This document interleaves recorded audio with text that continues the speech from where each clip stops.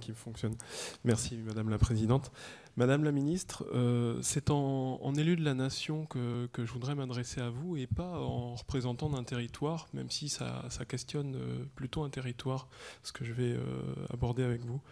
Le trafic aérien européen augmente à peu près de 9% par an. On n'est pas loin d'une croissance à 2 chiffres. Dans le même temps, les études montrent que le train est un moyen de transport qui génère un minimum d'émissions de CO2 par unité de transport, 3 à 5 fois moins que la route, 7 à 10 fois moins que l'avion. Alors, je voudrais revenir un petit peu en arrière à l'heure où il y a des nouvelles commissions, des nouveaux rapports qui se mettent en place. Le rapport Duron qui concernait la commission Mobilité 21 de 2013 avait abouti à des conclusions qui remettaient en cause à peu près toute la stratégie TGV en France, sauf une ligne, la ligne Paris-Toulouse. Donc au moment où il y avait de la pertinence, cette région, et notamment Toulouse, connaît un développement économique qui est conséquent, connaît un développement démographique extrêmement conséquent également.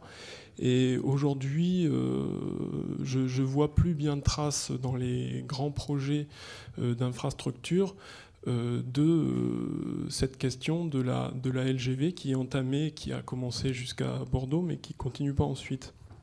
Alors, dans la mesure où cette liaison TGV intègre la question du transport du quotidien, puisqu'elle a des conséquences sur le transport du quotidien, dans la mesure où c'est une manière d'entrer véritablement pour une métropole comme Toulouse dans l'intermodalité, et dans la mesure aussi où je voudrais quand même remarquer qu'en 1960, à 2 ou 3 ans près, on avait un sociologue qui avait écrit « Paris est le désert français », et que quand on regarde les lignes TGV actuellement, elles sont en étoile, elles partent toutes de Paris, mais qu'on est dans une région où on n'a pas la grande vitesse, que tout le sud de la France qui part de Bordeaux pour continuer à Toulouse, pour enchaîner avec Montpellier, pour enchaîner avec Marseille, Toulon jusqu'à Nice, mériterait largement le TGV.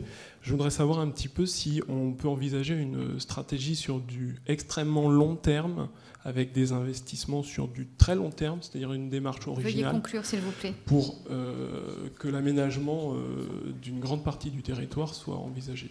Merci beaucoup. Pour les Républicains,